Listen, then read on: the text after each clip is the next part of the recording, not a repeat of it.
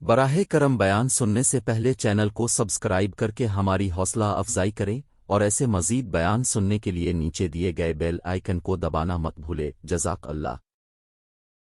محبوب مجھے اس شہر کی قسم ہو، کیوں وَأَنْتَ حِلٌّ بِهَذَا الْبَلَدِ، اس لیے قسم ہو کہ محبوب آپ اس شہر میں جلوہ فرما ہے۔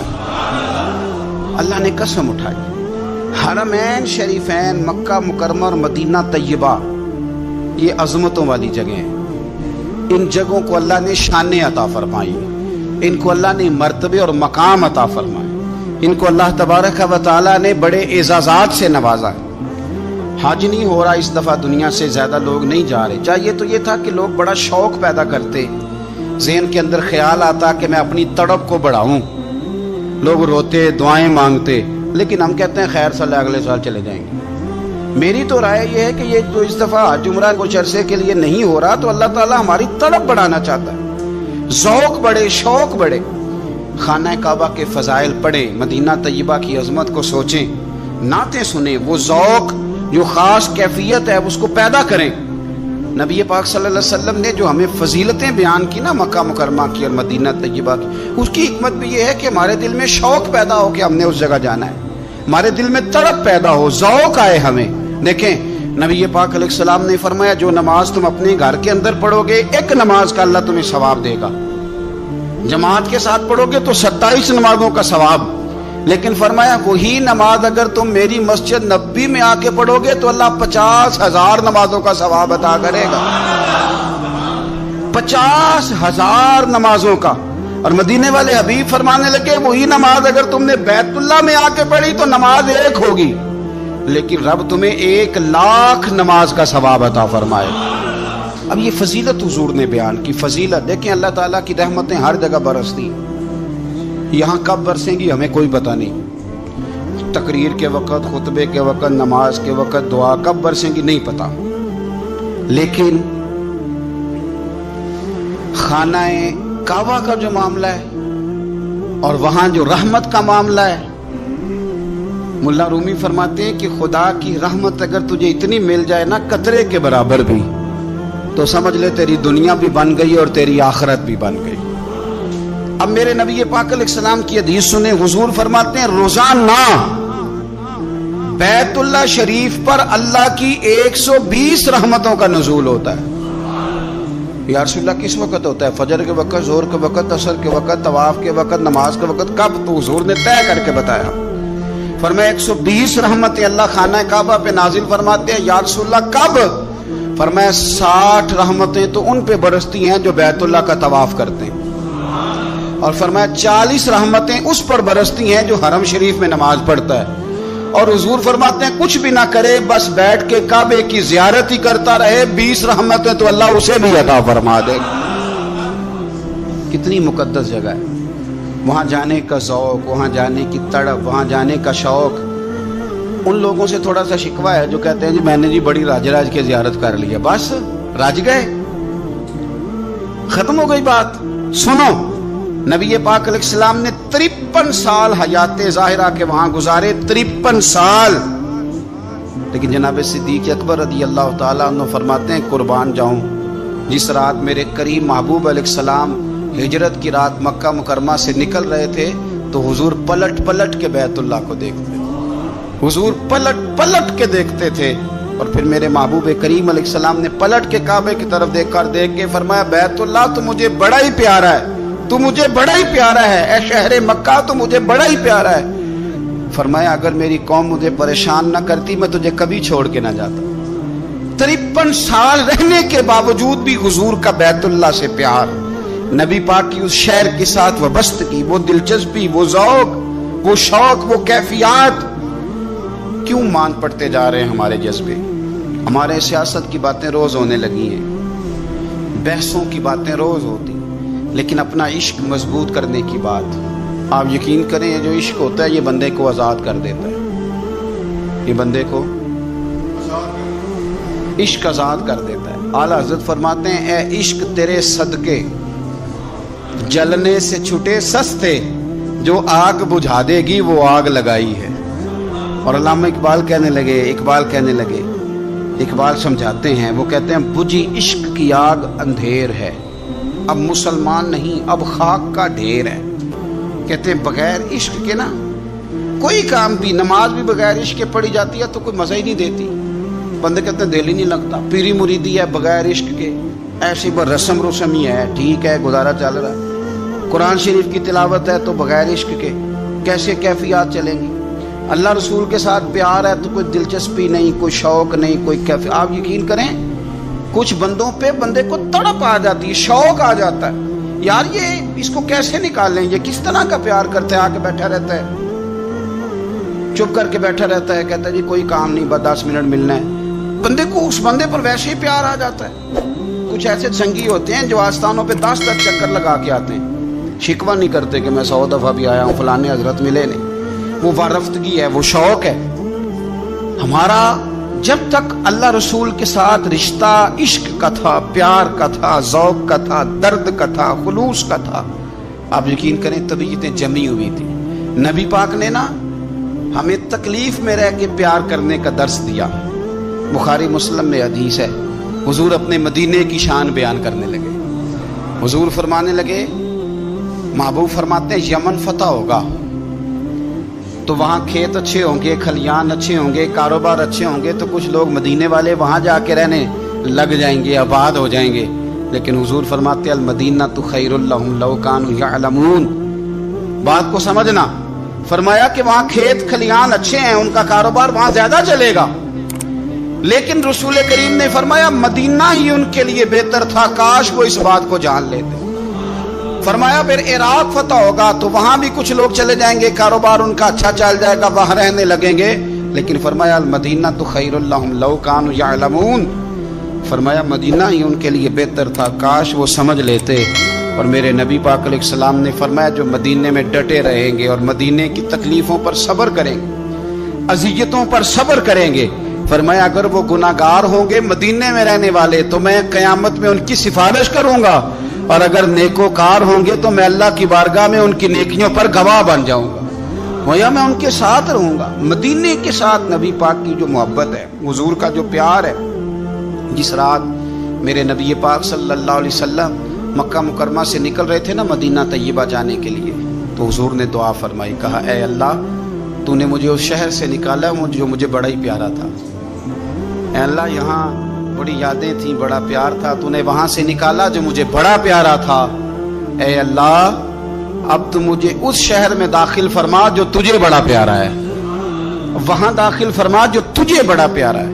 مدینہ طیبہ کے لیے نبی پاک نے دعا فرمائی، کہا اے اللہ تیرے نبی ابراہیم علیہ السلام نے مکے کے لیے دعا کی تھی، میں مدینے کے لیے دعا کرتا ہوں، اللہ مدینے میں دگنی برکت عطا فرما۔ اللہ کے محبوب علیہ السلام کی خاص دلچسپیاں مدینہ طیبہ کے ساتھ۔ مدینے والوں نے نہ حکمرانی نہیں کی، تو حضور نے پہلے کہہ دیا تھا خلیفہ قریش میں سے ہوگا، لیکن حکمرانی نہیں کی، غلامی کی۔ مدینے والوں نے نبی پاک کے دروازے کی گدائی کی، مدینے والے ہر میدان میں حضور کے سامنے کھڑے ہوئے دشمن کے مقابلے میں، مدینے والوں نے پیار کیا۔ اس لیے میرے نبی پاک علیہ الصلوۃ والسلام نے فرمایا اگر لوگوں کے دو گروہ ہو گئے، دو لائنوں میں لوگ چلنے لگے، ایک لائن ادھر چل رہی ہے ایک ادھر چل رہی ہے، تو حضور فرماتے ہیں میں تو اس لائن میں چلوں گا، اس قطار میں چلوں گا جس میں مدینے کے لوگ چل رہے ہوں۔ انصار مدینہ کے ساتھ حضور کا پیار، اس شہر کے ساتھ حضور کی دلچسپیاں، پیار دیکھیں نا، بندہ جب اپنے گھر واپس لوٹ کے آتا ہے تو شوق ہوتا ہے ذرا جلدی سے نا گھر پہنچ جاؤں، ذرا تھوڑا جلدی چلا جاؤں۔ کئی سفر سے آئے، صحابہ فرماتے ہیں کہ جب نبی پاک کسی جنگ سے، جہاد سے، سفر سے لوٹتے، مدینے کی عمارتیں نظر آتی تو گھوڑا تیز کر لیتے، اپنے اندر نا یہ ذوق پیدا کریں، یہ پیار پیدا کریں۔ آپ یقین کریں وہی ٹھنڈے ٹھنڈے مسلمان، وہ کوئی کیفیت نہیں، صبح سے شام تک۔ میں دوستوں سے کہا کرتا ہوں الحمدللہ کبھی ایک آیت پڑھ لینا قرآن پاک کی ترجمہ و تفسیر کے ساتھ تو سارا دن وہ گھومتی رہتی ہے دماغ میں، رات کو اس کا ذائقہ رہتا ہے روح میں۔ تو جب میں اور آپ سارا دن پڑھیں، سیاست کریں، سیاست سنائیں، کہانیاں کریں، غیبتیں، پھر دماغ میں الٹے سیدھے خیالات ہی آنے، تو اگر صبح اٹھتے ہی سب سے پہلے مدینے والے کی ایک نعت سنی جائے اور شام کو سوتے وقت بھی ایک نعت سنی جائے، ایک نعت نعمتیں بانٹتا جس سمت وہ ذیشان گیا، اس طرف منشی رحمت کا قلم دان گیا، تجھے جانا تجھے مانا نہ رکھا غیر سے کام، للہ الحمد میں دنیا سے مسلمان گیا۔ تو اگر یہ ذوق بنا لیا جائے تو انشاءاللہ رات کو بھی آپ کو نا مدینہ ہی نظر آئے گا، انشاءاللہ خواب میں بھی آپ ٹکٹنگ کرا رہے ہوں گے، آپ ویزا ہی لگوا رہے ہوں گے، لیکن شرط یہ ہے کہ وہ کیفیت ہو، وہ پریم ہو، وہ پیار ہو۔ مدینے والوں نے بڑی غلامی کی، کبھی کوئی شکوہ نہیں کیا، ویسے کبھی کبھی اللہ موقع بناتا تھا، کبھی کبھی نا مدینہ شریف میں ایسے ہوتا تھا کبھی کبھار۔ ایک دفعہ نا جب کچھ علاقے فتح ہوئے تو بڑا مال آیا فتح مکہ کے بعد، تو بخاری مسلم میں حدیث ہے، اسلام کے اندر یہ ہوتا ہے کہ جو نیا کلمہ پڑھتا تھا اسے مال غنیمت میں سے زیادہ حصہ دیا جاتا تھا، اس کو کہتے ہیں مؤلفۃ القلوب، تالیف قلب کے لیے۔ تو چونکہ یہ قانون تھا تو نبی پاک صلی اللہ علیہ وسلم نے نا مکے والوں کو ذرا مال تھوڑا زیادہ دیا۔ مدینے میں سے ایک آدھ نوجوان نے کہا کہ حضور نا آپ اپنے رشتہ داروں کی طرف توجہ زیادہ کرنے لگے، یہ بھی محبت کی جنگ ہوتی ہے نا، قربان جائیں۔ حضور سید عالم علیہ السلام تک بات پہنچی، اور اسی طرح پہنچی کہ ایک آدھ نوجوان نے بات کی ہے۔ نبی پاک علیہ السلام نے ترکی خیمہ لگوایا، فرمایا مکے والا کوئی نہ آئے بھی، صرف مدینے والے آئیں۔ سارے حضور کے سامنے بیٹھ گئے، ذرا منظر دیکھنا، حضرت ابو ایوب انصاری رضی اللہ تعالیٰ عنہ سے لے کر سارے انصار۔ حضور نے فرمایا بھی میں نے سنا ہے تم میں سے کچھ نے کہا ہے کہ حضور اپنے رشتہ داروں کو زیادہ دینے لگے۔ رو پڑے مدینے والے، یا رسول اللہ وہ تو ایک نوجوان نے غلطی سے۔ فرمایا نہیں تم کہہ سکتے ہو کہ یا رسول اللہ صلی اللہ علیہ وسلم مکے والوں نے تو آپ کو تکلیف دی تھی، ہم نے آپ کو ٹھہرایا تھا، تم کہہ سکتے ہو چونکہ تم نے ٹھہرایا تھا۔ مدینے والے رونے لگے کہ یا رسول اللہ ہم کون ہوتے ہیں ٹھہرانے والے، وہ تو آپ آئے، اللہ نے مدینے کو شانیں عطا کر دی۔ میرے محبوب نے فرمایا تم کہو نا کہ یا رسول اللہ مکے والے تو بدر میں تلواریں لے کے آ گئے تھے، ہم تھے جنہوں نے سینے پیش کیے تھے۔ وہ رو رہے ہیں، نہیں حضور ایسا تو نہیں ہے، وہ تو آپ نے مہربانی کی تو بدر میں ہم میں سے کچھ شہید ہو گئے، کچھ غازی بن گئے کی برکت سے۔ حضور نے فرمایا تم کہو کہ احد کے میدان میں انہوں نے پتھر مارے تھے، ہم نے سینہ پیش کیا تھا۔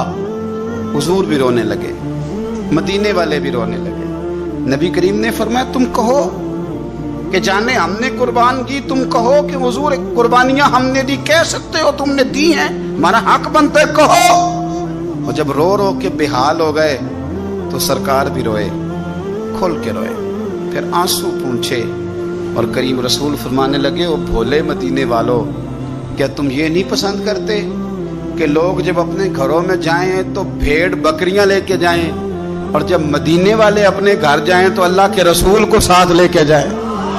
تم یہ نہیں پسند کرتے کہ تمہارے ساتھ میں جاؤں؟ یہ نہیں تمہارا شوق؟ دیکھو کسی کے حصے میں کچھ آیا، کسی کے حصے میں کچھ آیا، کسی کے حصے میں کچھ آیا۔ مدینے والے وہ لوگ ہیں جن کے حصے میں اللہ کا پیارا حبیب آیا۔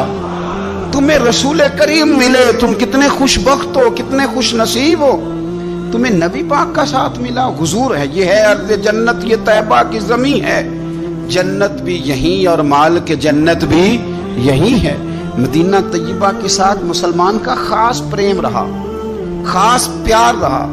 آپ یقین کریں ہمارے پرانے لوگ جو ہوتے تھے وہ گلے ہوتے تھے کسی زمانے میں، پتہ نہیں اب نئے نوجوانوں نے دیکھے بھی ہیں کہ نہیں، اب گلے نہیں ہوتے، اب بینک اکاؤنٹ ہوتے ہیں۔ گلا ہوتا تھا مٹی کا، تو بوڑھی اماں اس میں پیسے ڈالتی تھی، بوڑھی عورتیں پیسے ڈالتی تھی۔ اماں یہ تو کیا کر رہی ہے؟ تو کہتی میں نے مدینہ دیکھنا ہے۔ کمیٹیاں ڈالتے تھے لوگ چوری، میں نے مدینہ دیکھنا۔ لوگ صبح شام درود شریف پڑھتے تھے کہ میں نے حضور کا مدینہ دیکھنا ہے۔ رب جانے سونے محبوبہ تیرے شہر دیاں بھی کی لذتاں نے، رب بھی جانے۔ مجھے بھی اللہ نے کچھ موقع دیا ہے، پر آپ یقین کریں ابھی بھی جب کبھی دل پورا بند ہونے لگتا ہے نا، گھبرا جاتا ہے، تو جو چیز سب سے پہلے یاد آتی ہے وہ مصطفیٰ کا مدینہ یاد آتا ہے۔ رب بھی جانے سونے محبوبہ تیرے شہر دیاں بھی کی لذتاں نے، ایک رون جنہاں نے ویکھیا نہیں، ایک تے رون نہ جنہاں نے रब ही जाने सोने महबूबा तेरे शहर दियां भी की लज्जतां ने, एक रोण जिन्हां ने वेख्या नहीं ते एक रोण दोबारा जावन ले। एक रोण जिन्हां ने वेख्या और एक रोण दोबारा मेरे रसूल करीम अलैहिस्सलाम का शहर नूर, उसकी बरक़ात, उसका हुस्न, उसकी वारफ्तगी। नबी पाक सल्लल्लाहु अलैहि वसल्लम मक्का फतह हुआ तो सीरत निगार कहते हैं कि बाज़ अहले मदीना के दिलों में ख्याल आया कि शायद हुजूर को प्यार बढ़ा ना मक्के से, शायद अब नबी पाक मक्के में रहना चाहेंगे। तो कुछ ने कह भी दिया कि या रसूलल्लाह अगर आप वहाँ रहना चाहें तो हमारी तरफ से पाबंदी कोई नहीं। तो अल्लाह के महबूब की आंखों में आंसू आए, फरमाया मुझे मक्के से बड़ा प्यार है, बड़ा प्यार है। उसकी वजह यह है कि मेरी माँ की यादें मक्के में, मेरे वालिद की मोहब्बतें मक्के में। फरमाया बड़ा प्यार है मुझे मक्के से, मैं यहाँ खतीजा को ब्याह के लाया था, यहाँ मेरी बेटियाँ पैदा हुई थी, यहाँ मैंने बड़ा कुछ देखा, मुझे बड़ा प्यार है। और होता भी है, ये जो अपना इलाका होता है ना, अपना देश, विधि शायर ने कहा था देश से आने वाले बता यारान गुलिस्तां कैसे हैं। प्यार होता है अपने इलाके से। तो हुजूर ने फरमाया मुझे मक्का बड़ा ही प्यारा है, बड़ी मोहब्बत है, लेकिन मदीने वालों अब फैसला कर लिया जीना भी तुम्हारे साथ ही है, और दुनिया से जाना है तो कब्र भी मदीने में ही बनेगी। और हुजूर फरमाने लगे जब क़यामत में उठूंगा तो कब्र भी मदीने से ही खुलेगी। अपना ख़ास ज़ौक़, वो ख़ास वारफ्तगी, वो ख़ास मोहब्बत मदीना तय्यबा के साथ जो एक मुसलमान की होनी चाहिए, उस मोहब्बत को सलामत करें। मौका पर इस बात को समझ लें कि तरजीह दुनिया को न दे, तरजीह आखिरत को, अल्लाह की ज़ात को। हमारी आखिरत किस तरह ठीक हो सकती है, आखिरत में कामयाब किस तरह हो सकते हैं, आखिरत में अल्लाह ताला की रज़ा कैसे पा सकते हैं, इसको तरजीह देनी चाहिए। नबी पाक सल्लल्लाहु ताला अलैहि वसल्लम के बहुत सारे सहाबा बड़ी शानों वाले, एक सहाबी का हम आज जिक्र करने जा रहे हैं जिनका नाम है हज़रत अबू ज़र ग़िफ़ारी रज़ी अल्लाह ताला। हमारे सूफिया तसव्वुफ़ में एक जुमला बोलते हैं कि तेरा तो फ़क्र फ़क्र बूज़र है, यानी जिनको सही दरवेश कहते हैं ना, सही दरवेश। मौला अली शेर खुदा रज़ी अल्लाह ताला अन्हु फरमाया करते दो ही तो बंदे हैं जो रब के रस्ते में किसी शय की परवाह नहीं करते। हुजूर कौन से? फरमाया अबू ज़र ग़िफ़ारी है और दूसरे अलीउल मुर्तज़ा है। मौला अली फरमाया करते ये ना मुसलमानों में से चौथे या पांचवें मुसलमान हैं। शुरू से एक सलीम तब आदमी, कुछ लोग तबन बड़े नफीस होते हैं, तबनी अल्लाह की तरफ से शुरू से ही। इनका जो कबीला था बनु गफ़ार, वो राहज़नी करता था, लोगों को लूट लेता था। शुरू में ये काम किया, लेकिन जब कुछ लोगों की चीखें कानों में गईं तो छोड़ दिया। फरमाया नहीं यार, तबीयत नहीं मानती। और नबी पाक का कलमा पढ़ने से पहले ही बुतों की पूजा छोड़ के रब की इबादत शुरू कर दी। लोग पूछा करते थे आप इबादत तो करते थे पर मुंह किधर करते थे? फरमाते थे जिधर वो करा लेता था कर लेते थे। किसी ने इन्हें बताया कि मक्के में एक शख्स हैं जिन्होंने ऐलान नबुव्वत किया है, आपकी तरह की बातें करते हैं। इन्होंने अपने भाई को भेजा, उनका नाम अनीस था, पता करके वापस आए। भाई कहने लगे अबू ज़र, इनका नाम जुंदब है, असल में ज़र इनके बेटे का नाम है और कुनियत से ज़्यादा मारूफ हैं, अबू ज़र ग़िफ़ारी कहलाते हैं। फरमाते हैं कि भाई ने आके बताया कि वो नेकी का हुक्म देते हैं, बुरे कामों से मना करते हैं, सिला रहमी का पैगाम देते हैं, लेकिन लोग सारे मुखालिफ हैं। ये चीज़ भी बड़ी काउंट होती है, इसे ना काउंट किया करें। लोगों की तरजीहात बदलती हैं, सुबह कुछ, दोपहर कुछ, शाम कुछ, इसे ना काउंट करें। उन्होंने इस बात को काउंट करके बताया कि लोग उनके जो है ना वो मुखालिफ हैं सारे। तो हज़रत अबू ज़र ग़िफ़ारी कहने लगे मुझे तसल्ली नहीं हुई, मैं खुद जाके पता करूँगा। कहते हैं मक्का शरीफ आया तो किसी ऐसे आदमी से पूछ बैठा, मैं तो कुछ और समझा था, वो कुछ और निकला। मक्के वालों ने बड़ा मारा। मक्के पहुँच के पहली जो चीज़ मिली वो मार खाने की थी।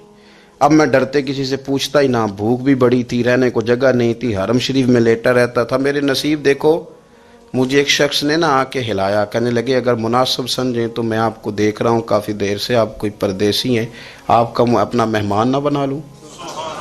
तो मैंने कहा आपका क्या नाम है? कहने लगे मेरा नाम है अली इब्न अबी तालिब। कहते हैं मौला कायनात घर ले गए, खाना भी खिलाया, जगह भी दी, सोने को खिदमत भी की, लेकिन चूंकि मैं तो पहले एक से पूछ के मार खा बैठा था, मैंने पूछा नहीं मैं किधर आया हूँ। رات رہے، اگلی رات بھی رہے، لیکن میں نے بتایا نہیں میں کس کام آیا ہوں۔ حضرت ابو ذر غفاری رضی اللہ تعالیٰ عنہ کہتے ہیں خود ہی مولا علی نے پوچھا بتا سکتے ہو کیسے آئے ہو؟ میں نے کہا رات رکھ لو گے؟ فرمایا بڑا کشادہ سینہ دیا رب نے مجھے۔ تو بات تو کر کہنے لگے یار میں تو محمد مصطفیٰ کی زیارت کرنے آیا صلی اللہ تعالی علیہ وسلم۔ یہ بے نیاز لوگوں میں سے ہیں حضرت سیدنا ابو ذر غفاری۔ میں حضور کی زیارت کے لیے، حضرت علی کہنے لگے سویرے لے چلوں گا۔ انسان بزدل نہیں ہوتا، ہر انسان بزدل نہیں ہوتا، اور بلا وجہ ٹکراؤ کی پالیسی بنا لینا یہ بھی سیانے لوگوں کا کام نہیں۔ حکمت کے تقاضوں کے مطابق چلنا یہ بھی دلیر لوگوں کا ہی کام ہوتا ہے۔ حضرت مولا علی کہنے لگے صبح لے کے چلوں گا پر حالات ٹھیک نہیں، شرارتی لوگ ہر جگہ ہوتے ہیں، اگر کوئی شرارتیوں کا ٹولہ ملا نا جو کھڑا ہوگا جاسوسی کرنے کے لیے کہ حضور کی طرف کون کون جا رہا ہے، تو میں نیچے جھکوں گا جوتے کا تسمہ ٹھیک کرنے کے لیے، لیکن آپ نے نہیں کھڑے ہونا، آپ نے چلتے رہنا ہے تاکہ کسی کو شک نہ ہو۔ کہتے ہیں اس ترتیب سے حضرت علی مجھے لے کے گئے، میں حضور کی بارگاہ میں پہنچا۔ مولا علی کہتے ہیں بڑے بڑے لوگ سوال کرتے تھے پر یہ شروع سے سلیم الطبع تھے، مجھے کہہ لینے دینا، جنہوں نے ماننا ہوتا ہے وہ لمبے سوال کرتے ہی نہیں، مان جو لیا تو لمبے سوالوں کی ضرورت ہی کوئی نہیں۔ کہتے ہیں لوگ بڑے بڑے سوال کرتے تھے پر ابو ذر نے 2-3 باتیں پوچھیں اور آگے جا کے کہنے لگے حضور ہاتھ بڑھائیں مجھے کلمہ پڑھائیں۔ نبی پاک صلی اللہ علیہ وسلم نے کلمہ پڑھایا، فرمایا باہر جا کے نا ابھی ذکر کرنا کہ تم مسلمان ہو گیا، یہ ماریں گے۔ عرض کی حضور انہیں مارنے دے، میں آیا بھی مار کھا نہیں ہوں، انہیں مارنے دے نا۔ پڑا فلک کو کبھی دل جلوں سے کام نہیں، داغ دہلوی نے کہا تھا پڑا فلک کو کبھی دل جلوں سے کام نہیں، اور جلا کے راکھ نہ کر دوں تو داغ نام نہیں۔ ماری تو کھانے آئے ہیں، مارنے دیں، کرنے دیں زور جتنا لگانا ہے لگانے دیں۔ باہر جا کے اعلان کیا، مکے والوں نے مارا، اتنا مارا کہ بے ہوش ہو گئے۔ پھر کسی نے بتایا کہ تم نے گزرنا بھی ہے ان کے علاقے سے، بنو غفار سے، پھر ان کا پتہ بھی ہے یہ لوگ بڑے سخت ہیں، پھر چھوڑا۔ تباً بڑے جلالی تھے، زاہد مزاج تھے، فرماتے تھے کہ جو تمہاری ضرورت سے زیادہ ہے وہ سارا صدقہ کرو۔ کنز کے معاملے میں ان کا رویہ یہ تھا، صرف حضرت صدیق اکبر کو کچھ نہیں کہا انہوں نے، باقی حضرت عمر جیسے آدمی کو بھی کھڑا کر کے کہہ لیتے تھے یہ مال کیوں رکھا ہوا ہے خزانے میں، بانٹتے کیوں نہیں سارا؟ اور جناب عثمان غنی رضی اللہ تعالیٰ عنہ کے ساتھ تو باقاعدہ کئی دفعہ اس موضوع پر گفتگو کی۔ وہ کہتے تھے کہ جب اللہ کہتا ہے قرآن میں کہ مال دولت جمع نہیں کرنی، تو وہ جو لوگ تھے وہ بھی بڑی شانوں والے تھے، وہ کہتے تھے کہ اللہ نے جب زکوٰۃ فرض کی تو مال جمع ہوتا ہے تو زکوٰۃ فرض ہوتی ہے نا، یا فطرانے کا کہا تو مال ہوتا ہے تو فطرانہ آتا ہے نا۔ تو آپ جو کہہ رہے ہیں وہ ٹھیک ہے پر آپ اعلیٰ بات کر رہے ہیں تقوی کی، سارا بانٹو۔ تو حضرت ابو ذر غفاری کہتے تھے چلو ٹھیک ہے تمہاری بھی بات مان لیتا ہوں، پر یہ بتاؤ مدینے والے کا اپنا طریقہ کیا ہے؟ کہ بھائی حضور کا طریقہ تو وہی ہے جو آپ بتا رہے ہیں۔ تو فرمانے لگے پھر اس رستے نہ چلیں جو رستہ مدینے والے رسول کا ہے، اور حضور سے نبی پاک سے عشق کرتے بڑا کھل کے۔ یہ صحابہ صفہ میں سے تھے۔ کلمے پڑھنے کے بعد چونکہ طبیعت جلالی تھی تو حضور نے بھیج دیا، فرمایا واپس جاؤ اپنے قبیلے میں تبلیغ کرو۔ واپس گئے، بھائی کو مسلمان کیا، والدہ کو مسلمان کیا، قبیلہ سارا مسلمان کیا، وہیں رہے۔ ہجرت مدینہ کے بعد آئے تبوک کے موقع کے قریب، اور حضور نے اصحاب صفہ میں رکھ لیا۔ نوکری کرتے مدینے والے رسول کی، دلیر آدمی تھے، بڑا قبیلہ تھا، پر ڈیوٹی کرتے، ڈیوٹی خدمت کرتے۔ ایک بیٹا تھا زار اس کا نام تھا، اس کی ڈیوٹی لگائی تم نے میرے نبی پاک کے اونٹ چرانے۔ ڈاکو آئے تو صاحبزادہ اونٹوں کی اونٹنیوں کی حفاظت کرتے شہید ہو گیا۔ اور یہ انوکھا بندہ ہے جس نے شرط لگائی تھی کہ میں نے کالی سیاہ رنگ کی عورت سے شادی کرنی، انوکھا بندہ ہے۔ ایک بیٹی تھی ایک بیٹا، بیٹا شہید ہو گیا، بیوی سے کہا تم نے نبی پاک کے گھر میں خدمت کرنی ہے، حضور کے گھر والوں، اور میں نبی پاک کی نوکری کروں گا۔ حضور کی خدمت کرتے، ہر وقت خدمت میں رہتے۔ اور حضور جب آتے نا، صحابہ صفہ میں یہ شامل تھے جو لوگ دین سیکھتے، حضور جب آتے تو سب سے پہلے آ کے حضرت ابو ذر غفاری کا پوچھتے، بلائیں، اور جب بات کرتے حضور تو بار بار ان کو مخاطب کر کے بات کرتے۔ حضرت ابو ذر غفاری رضی اللہ تعالیٰ عنہ کا نبی پاک سے اتنا پیار کہ ہماری بھی مشکل حل کر دی۔ ابو داؤد شریف میں موجود ہے، ایک دن کہنے لگے یا رسول اللہ صلی اللہ علیہ وسلم، اگر کوئی بندہ کسی سے پیار بڑا ہی کرے پر اس جیسے عمل نہ کر سکے، کوشش کرے کر نہ، لوگ ہمیں کہتے ہیں نا جی پیار بڑا عمل بھی تو کرو نا، بھی کرنا چاہیے، پر انسان ہے نا, غلطی بھی تو ہو ہی جاتی ہے. اب ہم عمل نہیں کر سکتے تو تم ہمیں پیار بھی نہیں کرنے دو گے؟ مہربانی کرو, پیار تو کرنے دو نا. حضرت ابو ذر غفاری نے کہا, ابو داؤد شریف میں موجود ہے, یا رسول اللہ صلی اللہ تعالی علیہ وآلہ وسلم, حضور پیار بڑا کرے پر ان جیسے عمل نہ کرے تو حکم کیا ہے؟ تو حضور نے فرمایا, پیار سچا کرے, اللہ قیامت کے دن جس سے محبت کرے گا نا اس کے ساتھ ہی دونوں کو اکٹھا فرما دے گا. تو حضرت ابو ذر نے فوراً کہا, حضور پھر مجھے آپ سے بھی بڑا پیار ہے, رب سے بھی بڑا پیار ہے. فرمایا, فکر نہ کرنا, جنت میں اکٹھے ہی جائیں گے. اتنی محبت رسول پاک کی ذات کے ساتھ. حضور کی نوکری کرنا, ایک دن خدمت کرتے کرتے سو گئے. حضور مسجد میں آئے پتہ کرنے کہ ابو ذر آرام کر رہا ہے. یہ بھی مزہ ہوتا ہے, خیال رکھنا اپنے درویشوں کا, کیا کھایا کیا پیا کہاں سوئے. حضور رات کو آئے, یہ سوئے ہوئے تھے. فرماتے ہیں حضور نے میرا انگوٹھا ہلایا, میں اٹھ کے بیٹھ گیا, حضور بھی میرے پاس بیٹھ گئے. اور میں, ابو ذر بڑا پیار کرتے ہو؟ سونے آپ کو پتہ ہی ہے. کہا, یار تو بڑی نوکری کرتا ہے, ایک دن وہ بھی آئے گا جس دن تجھے میری مسجد اور میرے شہر سے جانا پڑے گا, پھر کیا کرو گے؟ تو عرض کی, حضور کسی کی طاقت ہے مجھے آپ کے شہر سے نکالے؟ میں تلوار نکال لوں گا. تو نبی پاک نے فرمایا, تلوار نہ نکالنا, جہاں تمہیں بھیجا جائے چپ کر کے چلے جانا. حضور کب تک؟ فرمایا, جب تک اللہ تیری اور میری ملاقات نہیں کرا دیتا, یعنی وصال تک. یہ واحد شخص ہیں کہ حضور کے وصال ظاہری کا وقت آ گیا تو فرمایا, کوئی میرے ابو ذر کو بلاؤ. جب یہ آئے تو حضور لیٹے ہوئے تھے, یہ جھکے نبی پاک کی طرف, حضور میں حاضر ہوں. تو حضور نے پکڑ کے سینے کے ساتھ لگا لیا. میرے رسول پاک صلی اللہ علیہ وسلم کی خدمت میں ایک دفعہ عرض کرنے لگے, حضور مجھے صوبے کا گورنر بنا دیں. تو نبی پاک نے فرمایا, ابو ذر میں عہدے پسند نہیں کرتا, تو تمہیں بھی میں کہتا ہوں عہدہ نہ لینا, تمہیں بھی کہتا ہوں عہدہ نہ لینا. فرمایا, ابو ذر میں جو چیز اپنے لیے پسند کروں گا تمہیں بھی اسی کا مشورہ دوں گا. تم بندے اچھے ہو پر یہ کام تمہارے بس کا نہیں ہے. بڑے زاہد آدمی میرے رسول کریم صلی اللہ تعالی علیہ وآلہ وسلم نے ان کے بارے میں فرمایا, جس طرح نبیوں میں حضرت عیسیٰ علیہ السلام ہوئے.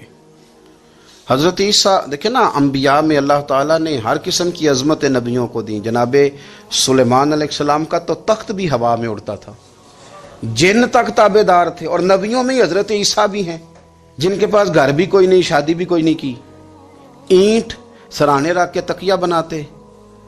ایک ان کے پاس کنگھی تھی اور ایک پیالہ تھا. دیکھیں, جو بندہ نیک ہو نا وہ بھی نیک ہیں, اللہ کے نبی ہیں. آپ اپنا تقوی مسلط نہیں کریں گے, جو وہ کر رہے ہیں وہ بھی مخلص ہو کے کر رہے ہیں.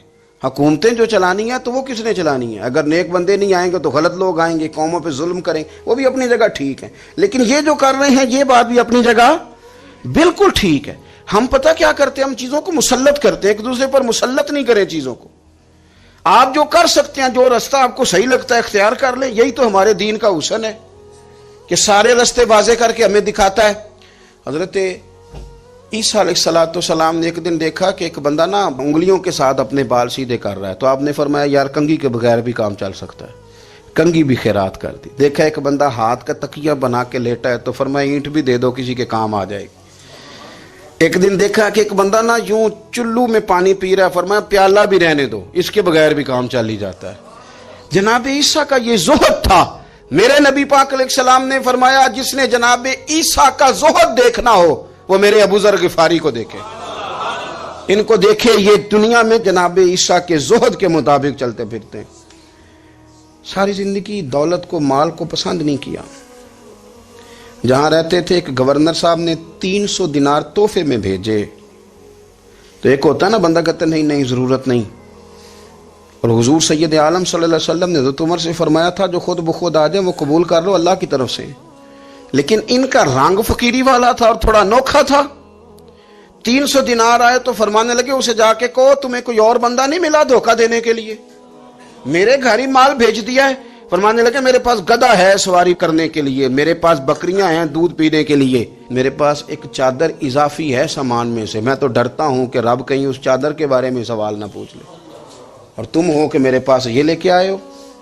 حضرت عثمان غنی کے پاس جا کے کہا کرتے, کتنا لوگوں کے پاس پیسہ آ گیا ہے, ہر بندے کے گھر میں مال ہے, یہ کیا ہو رہا ہے, لوگوں سے کہیں خرچ کریں غریبوں پہ. عثمان غنی فرمانے لگے تمہیں تو خوش ہونا چاہیے کہ میرے دور میں لوگ خوشحال ہو گئے.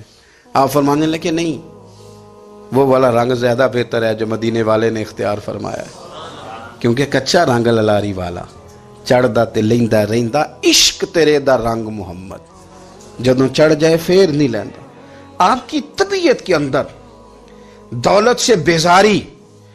حضرت ابو درداء، حضرت ابو موسیٰ اشعری، حضرت ابو ہریرہ رضی اللہ تعالی عنہ، یہ سمجھ لیں ان کے کلاس فیلو تھے، ان کے ساتھ پڑھا تھا انہوں نے. حضرت ابو ذر غفاری ان پر بھی جلال کرتے. آپ یقین کریں کہ طبیعت نا ایسے کیف میں آ گئی ان کو پڑھ کے. ان کو پڑھا جب کچھ دنوں سے تو کچھ انوکھا، یہ انوکھی وجہ ہے، سارے زمانے سے نرالے ہیں. یہ بندے کون سی بستی کے یار اب رہنے والے ہیں، یہ کس طرح کے لوگ ہیں، کیا سوچ ہے. حضرت ابو درداء رضی اللہ تعالیٰ عنہ کے گھر کے قریب سے گزرے تو حضرت ابو درداء مکان بنا رہے تھے. کیا جملہ کہا، تڑپ گئی روح. فرمانے لگے ابو درداء تجھ سے مجھے یہ امید نہیں تھی یار. فرمایا کیا ہوا؟ فرمانے لگے اب تیرا مکان بنانے کے لیے بھی اللہ کے بندوں کی پشتوں پر اینٹیں رکھی جائیں گی. تیرا مکان بنانے کے لیے رب کے بندوں کی پشتوں پر اینٹیں تیرے لیے. حضرت ابو درداء نے گردن جھکا لی. فرمایا یار جہاں تو ہے نا تو بالکل ہی ٹھیک کہتا ہے. کیوں؟ میرے نبی پاک صلی اللہ علیہ وسلم نے فرمایا اس زمین کے اوپر اور آسمان کے نیچے ابو ذر غفاری سے سچا بندہ کوئی نہیں، ان سے زیادہ سچا کوئی نہیں. فرمایا تو ٹھیک کہتا ہے یار، صحیح کہتا. حضرت ابو موسیٰ اشعری رضی اللہ تعالیٰ عنہ کو گورنر بنا دیا گیا عراق کا. اب حضرت ابو موسیٰ اشعری صحابہ میں ایک بڑے جلیل القدر صحابی ہیں، اور ان کی عظمتیں، رفتیں، بلندیاں کیا کہنا، بڑی گہری دوستی تھی. لیکن جب وہ گورنر بن گئے نا تو آپ نے فرمایا بس بھئی اب تو نے عہدہ لے لیا ہے، یہ بندے کو ٹھیک نہیں رہنے دیتی چیزیں، اب تو عہدے میں چلا گیا. بڑی مدت کے بعد ملاقات ہوئی حضرت ابو موسیٰ اشعری کے ساتھ. وہ دوڑ کے آئے حضرت ابو ذر غفاری کے گلے ملنے. میرا بھائی، میرا بھائی. فرمایا پیچھے ہٹ جا، میں نہیں تیرا بھائی، تو گورنر ہے، میں غریب آدمی ہوں، اپنا کام کر. پھر دوڑ کے آئے. فرمایا ابو ذر تو میرا بھائی ہے یار، اکٹھے پڑھتے تھے حضور. فرمایا نہیں، جا تو نہیں میرا. پھر آئے. جانتے تھے نا یہ سچا بندہ ہے، یہ سچا بندہ ہے، یہ تقریروں والا نہیں، صرف وعظوں والا نہیں، اس کے اندر بھی بڑی سچائیاں ہیں. قریب آئے، آ کے کہا یار تو میرا بھائی ہے، میرے سینے لاگ. فرمانے لگے تو تیسری بار آیا ہے، مومن ہے، میں منہ نہیں موڑ سکتا، پر پہلے مجھے بتا گورنر بننے کے بعد تو نے مکان کتنے بنائے، باغ کتنے لگائے، چکیاں کتنی لگائیں، کتنے تو نے چیزیں بنائی ہیں، پہلے بتا. تو ابو موسیٰ اشعری نے ان کا ہاتھ پکڑا، رونے لگے. کہنے لگے جس محبوب سے تو نے تربیت لی ہے میں بھی انہی کا نوکر ہوں. جن کپڑوں میں میں عراق گیا تھا میرے آج بھی وہی ہیں. یار کیا بات کرتا ہے تو، میرے وہی ہیں. مجھے بتا اگر یہ عہدے خدمت کے ہم نہیں لیں گے تو پھر کیا ظالموں کو دیں گے، غیروں کو دیں گے؟ نہ کر، کچھ نہیں بنایا. حضرت سیدنا ابو موسیٰ اشعری رضی اللہ تعالیٰ عنہ روئے، اور جب کہا نا کوئی شے نہیں میرے پاس تو فرمایا اچھا چل آ جا، پھر سینے لگ جا، تو واقعی میرا بھائی ہے. پھر حضرت ابو ذر غفاری نے محبت فرمائی. وہ درویشی، وہ فقیری، وہ سادگی، وہ نورانیت، وہ دل کے ساتھ اندر. ہمارے تو بہت سارے لوگ ہیں جو کہتے ہو کہاں لے جانا ہے مال، کیا ضرورت ہے مال کی، ہر وقت مال کی مخالفت کرتے ہیں، لیکن دل ان کا کہتا ہے کہ آئے صحیح، کسی طریقے سے پہنچے صحیح. حضور نے فرمایا بعض لوگوں کی زبانیں شہد سے زیادہ میٹھی، دل بھیڑیے سے زیادہ خطرناک. اوپر سے کہہ کچھ رہے ہیں، اندر حالات کچھ اور ہیں. لیکن حضرت ابو ذر غفاری رضی اللہ تعالیٰ عنہ دوری دولت سے. آپ فرماتے کیوں ہیں لوگوں کے پاس مال، کس لیے اتنا مال جمع کیا ہے؟ کیا ساری غریبی ختم ہو گئی ہے، غربت مٹ گئی ہے ساری؟ کیوں لوگ مال بناتے ہیں؟ ایک اور آپ کی کلاس فیلو تھے جو بصرے کے گورنر بنے، عبداللہ بن عامر رضی اللہ تعالیٰ. ایک صاحب سے ملاقات ہوئی، جناب نافع تائی ان کا نام تھا. تو ابو ذر غفاری سے وہ بڑے شوق سے ملنے آئے، حضور کے صحابی سمجھ کر کے. فرمایا کہاں کے رہنے والے ہو؟ کہا میں تو بصرے کا رہنے والا ہوں. فرمایا وہاں میرے ایک کلاس فیلو ہیں عبداللہ بن عامر. کہا وہ تو آج کل گورنر ہیں. فرمایا میرا ایک پیغام دے دو گے اس کو جا کے؟ کہا حضور دے دوں گا۔ فرمایا اس سے جا کے کہنا تو گورنر بن کے بھی زندہ ہی ہے، اور میں پانی کا پیالہ پیتا ہوں، کھجور کھاتا ہوں اور رب کی عبادت کرتا ہوں، میں بھی تو زندہ ہی ہوں نا، تو بھی زندہ ہی ہے، اس سے آگے کچھ نہیں ہے۔ اور میں کھجور کھاتا ہوں، پانی کا پیالہ پیتا ہوں، میں بھی تو زندہ ہوں نا۔ اللہ اکبر۔ نافع تائی کہتے ہیں اس پیغام کی سمجھ نہیں آئی، لیکن میں لے کے گیا۔ عبداللہ بن عامر سے میری ملاقات ہوئی تو میں نے کہا جی ایک پیغام دینا ہے، تو انہوں نے کوئی توجہ نہیں کی۔ جب میں نے بتایا نا کہ حضرت ابو ذر غفاری کا پیغام ہے تو ان دونوں آنکھیں کھول دیں، کہنے لگے جلدی بتاؤ انہوں نے کیا کہا ہے۔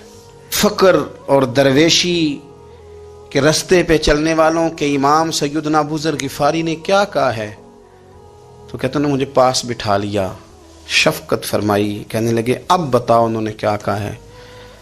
تو عرض کرنے لگے انہوں نے کہا ہے کہ تو گورنر ہے، تو بھی زندہ ہے، اور میں کھجور کھاتا ہوں، پانی پیتا ہوں، رب کو یاد کرتا ہوں، میں بھی تو زندہ ہی ہوں نا۔ کہنے لگے ایک دفعہ پھر کہا انہوں نے کہا تھا کہ میں کھجور کھاتا ہوں، پانی پیتا ہوں، عبادت کرتا ہوں، میں بھی تو زندہ، کہا ایک دفعہ پھر کہتے ہیں تیسری دفعہ کہا تو وہ اتنا روئے کہ انہوں نے چادر میں منہ چھپا لیا۔ کہنے لگے یار وہ ٹھیک ہی کہتا ہے، وہ صحیح کہتا ہے، اتنا مال، اتنے عہدے، اتنی چیزیں، اتنا کچھ جمع کر کے رکھا ہے، ان کا حساب دینا، ان چیزوں کی اللہ کے حضور کیا عذر پیش کریں گے، کس طرح رب کی بارگاہ میں بتائیں گے، کیا وجہ تھی، کن چکروں میں ہم نے زندگی گزار دی۔ سیدنا ابو ذر غفاری رضی اللہ تعالیٰ عنہ نے اپنی حیات مبارکہ ساری کی ساری فرماتے تھے کہ ہم نہیں عمل کریں گے تو کون کرے گا، وہ خاص سادگی، وہ خاص۔ اور پتہ میرے نبی پاک نے کیا فرمایا؟ فرمایا مجھے میرے رب نے حکم دیا ہے کہ میں 4 لوگوں سے پیار کروں۔ اللہ اکبر۔ کاش کبھی آپ اس حدیث کے جملوں کو سمجھیں۔ او یار اللہ نے حکم دیا ہے محبوب پیار کرے، حضور کس سے؟ تو پہلے 3 مرتبہ نبی پاک نے ایک ہی شخص کا نام لیا، فرمایا علی سے، علی سے، علی سے، پھر فرمایا ابو ذر غفاری سے، پھر فرمایا جناب مقداد سے، پھر فرمایا سلمان فارسی سے۔ رب نے مجھے کہا ان سے پیار کرو۔ حضرت ابو ذر غفاری تبوک کے موقع پر نا اونٹ پہ بیٹھے تھے، پیچھے رہ گئے، اونٹ پر بیٹھے تھے تو پیچھے رہ گئے، اونٹ سست تھا، تھک گیا، چل نہیں رہا تھا۔ حضرت ابو ذر غفاری رضی اللہ تعالیٰ عنہ پہلے تو اسے لے گئے یہ گاؤں میں کہ اونٹ بیمار ہو گیا، اس کا علاج کرایا، لیکن جب وہ ٹھیک نہ ہو سکا نا تو اونٹ وہیں چھوڑ دیا۔ حضور صلی اللہ علیہ وسلم کے پیچھے ضرور پہنچنا ہے میدان تبوک میں، تو جو سامان تھا وہ سارا پشت پہ رکھا اور اکیلے ہی چل دیے، تنے تنہا اور پیدل۔ سامنے سے گرد اڑتی ہوئی نظر آئی تو لوگوں نے کہا حضور پتہ نہیں کون آیا ہے۔ فرمایا تمہیں نہیں پتا، مجھے تو پتا ہے نا، ابو ذر غفاری آیا ہے، ابو ذر غفاری آئے۔ پھر حضور نے فرمایا یمشی واحدہ و یموت واحدہ و یبعث واحدہ، فرمایا یہ تنہا چلتے ہیں، یہ تنہا ہی دنیا سے جائیں گے، تنہا ہی اٹھائے جائیں گے، تنہا چلتے ہیں، تنہا ہی دنیا سے جائیں گے، انتقال تنہا ہی اٹھائے جائیں گے۔ جو بہت زیادہ سختی کرنے لگے صحابہ پہ، بہت زیادہ، تو حضرت عثمان غنی رضی اللہ تعالیٰ عنہ نے فرمایا کہ آپ اپنے مزاج کے لحاظ سے تو درست ہیں، پر جو چیز آپ طاری کرنا چاہتے ہیں جب شریعت گنجائش دیتی ہے تو آپ کیوں اتنی سختی فرماتے ہیں؟ تو فرمانے لگے ٹھیک ہے پھر مجھے ربضہ جانے کی اجازت دے دو۔ ربضہ ایک بستی تھی، جنگل تھا، وہاں کوئی آتا جاتا نہیں تھا، اسی کسے دے کچھ نہیں جلا گئے تو نہ کچھ ہڈا دردی۔ حضور نے کہا تھا نا یمشی واحدہ، تو اکیلا چلے گا، ربضہ چلے گیا۔ حضرت سیدنا عثمان غنی نے کہا یہ کچھ بکریاں لے جاؤ، دودھ پی لیا کرنا۔ فرمایا عثمان مجھے مال کی تو ضرورت پہلے دن سے ہی کوئی نہیں، مجھے تو رب رسول کی ضرورت ہے، ان کی کرم نوازیاں میرے ساتھ رہتی ہیں۔ تشریف لے گئے، وہاں تنہا کھجور کے خشک ٹکڑے کھاتے، عبادت کرتے، اللہ کو یاد کرتے۔ بڑے بڑے لوگوں نے آ کے کہا کہ ابو ذر آپ کی بڑی شان ہے، ہمارے ساتھ چلیں۔ فرمایا چھوڑو، کہاں منشور ہم اور کہاں ہنگامے محبت کے، ایک حجرے میں رہتے ہیں، خدا کو یاد کرتے ہیں، ضرورت کوئی نہیں۔ جہاں ہوں نا وہاں میں ٹھیک ہوں، حاجت نہیں۔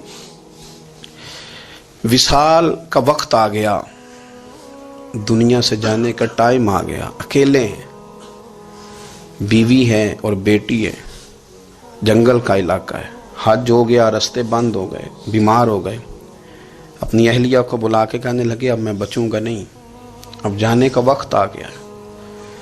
میں نے فقیری جو حضور کی دیکھی تھی اس میں نے وقت گزارا ہے، اور دیکھ میں جا بھی فقیری میرا ہوں، لے سجدہ سا توڑ دی پائی، جان بھی دیتی تیرا تیرے، اب جانے کا وقت ہے۔ تو اس طرح کرنا، اگر تیرے پاس کوئی کپڑا ہوا تو مجھے کفن دے دینا، نہ ہوا تو اللہ کے سپرد کر دینا۔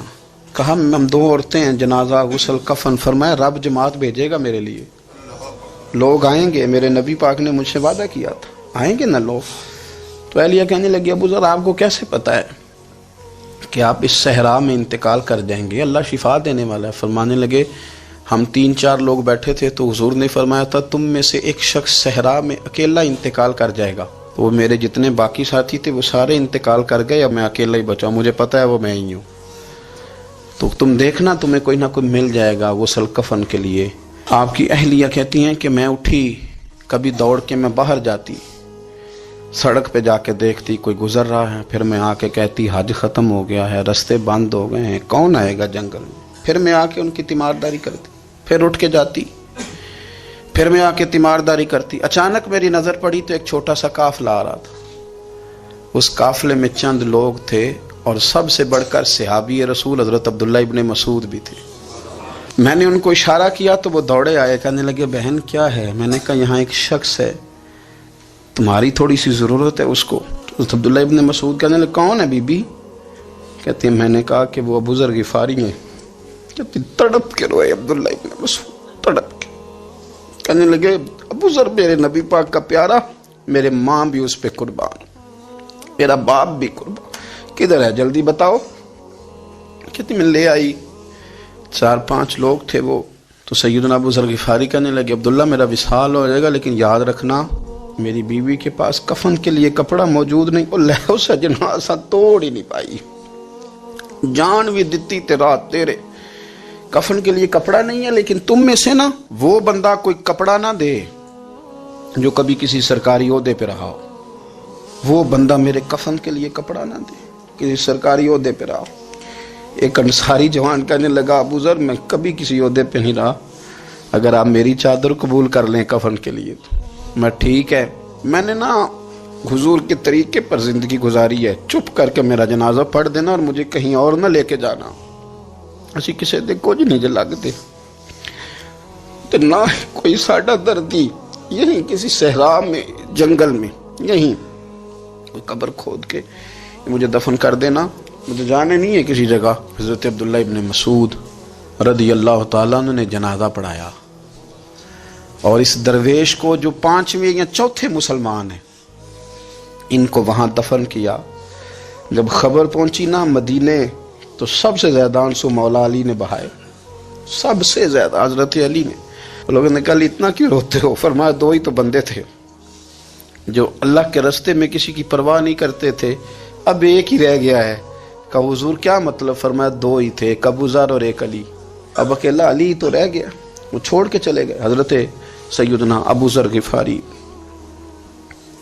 رضی اللہ تعالیٰ عنہ اس عظیم شخص کا نام ہے، سردار قبیلے سے تعلق تھا، بڑے بہادر تھے، پر حضور کو فقیری میں دیکھا تو پھر زندگی اسی فقیری میں گزارتی، اسی فقیری میں، اسی طریقے میں وفا کر کے نا اسی رنگ میں گزار دی، انہی نقشوں پہ رہے۔ اگرچہ جائز تھا، بڑے بڑے لوگ تھے، بڑے بڑے لوگ تھے، حضرت عبد الرحمن ابن عوف بڑا مال تھا، حضور نے ان کو جنتی کہا، ان کے پیچھے نماز پڑھی، سب ٹھیک تھا، پر فرماتے تھے یار میں انکار نہیں کرتا، پر میرے نبی نے فقیری کی، حضور نے ایک وقت کھایا ایک وقت بھوک کاٹی، تم کس طرح بھر بھر کے پیٹ کھاتے ہو، تم کس طرح اتنی آسانیاں دیکھتے ہو۔ حضرت ابو ذر غفاری فرماتے تھے مجھے میرے نبی پاک نے 6 باتوں کی وصیت کی تھی، اپنے بچوں کو بتاتے تھے، دوستوں کو 6 باتوں کی حضور نے وصیت کی تھی۔ سب سے پہلے حضور نے فرمایا تھا ابو ذر مسکینوں سے محبت کرتے رہنا، دوسرا نبی پاک صلی اللہ علیہ وسلم نے فرمایا تھا جب بھی دیکھنا نیچے والوں کو دیکھنا، اوپر والوں کو نہ دیکھنا، مالداروں جاگیرداروں پہ توجہ نہ کرنا، ذہن خراب ہوگا، نیچے دیکھنا، غریبوں کی طرف توجہ رکھنا۔ تیسرے نمبر پر نبی پاک صلی اللہ علیہ وسلم نے فرمایا تھا ہر حال میں حق بات کہنا اگرچہ وہ کڑوی ہو۔ چوتھے نمبر پہ میرے محبوب نے فرمایا تھا اللہ کے معاملے میں کسی کی پرواہ نہ کرنا، کوئی کیا کہتا ہے کہتا رہے، تم رب کے رستے پہ چلتے رہنا، ملامت کی پرواہ نہ کرنا۔ اور پانچویں نمبر پر میرے نبی پاک نے مجھ سے کہا تھا اگر رشتہ دار تجھ سے تعلق توڑیں بھی نہ تو جوڑ کے رکھنا، صلہ رحمی